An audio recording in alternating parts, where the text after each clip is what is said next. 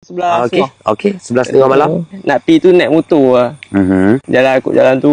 Lepas tu nak sampai kat simpang apa konon layang tu, tiba-tiba dia macam jadi dahaga tak. Okey. Dia macam main panah tekok. Jadi panah nak minum ayak.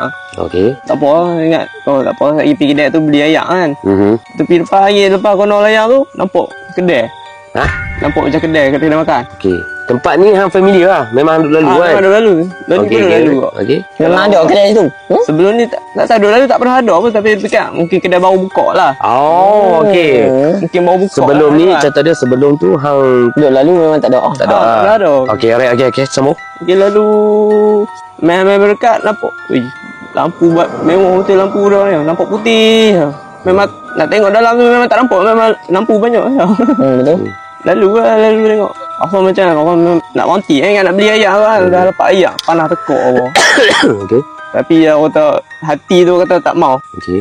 Dia tak mau juga kan. Kata beli kat tempat makan lah.